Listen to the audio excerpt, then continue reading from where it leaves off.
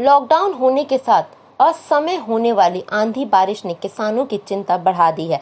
किसान अपने खेतों में लगे रबी फसल की कटाई को लेकर परेशान हैं।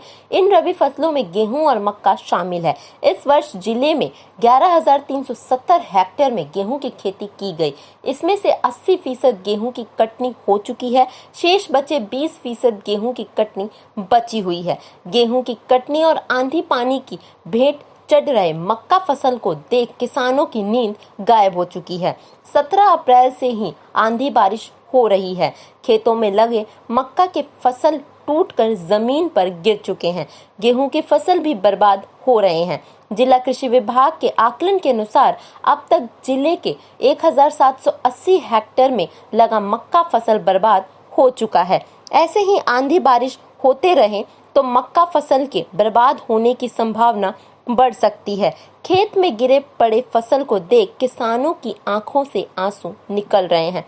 किसान बताते हैं कि इस वर्ष मक्का का बेहतर फसल था, लेकिन किसानों को उम्मीद जगी थी कि इस वर्ष मक्का के फसल की अच्छी कीमत मिलेगी। मक्का के फसल बेचकर अपील अनिवार्य जरूरतों को पूरा कर लेंगे, लेकिन आंधी बारिश ने सभी सपनों पर पानी फेर दिया। मौसम में अचानक बदलाव होने के साथ तेज पछुआ हवा के चलने के साथ आसमान में बादल छाए हुए हैं।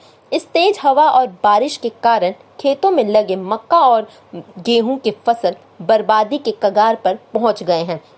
मौसम लगातार ऐसा ही रहा तो किसानों को बहुत ज्यादा आर्थिक नुकसान होगा। जिला के विभिन्न प्रखंड में मक्का की खेती की गई है। इसके अंतर्गत किशनगंज प्रखंड में 4,750 हेक्टेयर, कोचा धामन प्रखंड में 4,500 हेक्टेयर और बहादुरगंज प्रखंड में 3,800 हेक्टेयर में मक्का की खेती हुई है। इसके अलावा दिगल बैंक प्रखंड में 6,950 हेक्टेयर, ठाकुरगंज प्रखंड में 4,250 हेक्टेयर, पोठिया प्रखंड में 3,200 हेक्टेयर और टेढ़ागाछ प्रखंड में 1,850 हेक्टेयर में मक्का की खेती हुई है।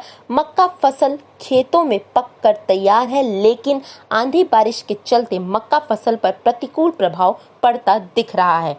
Bureau report, market times TV.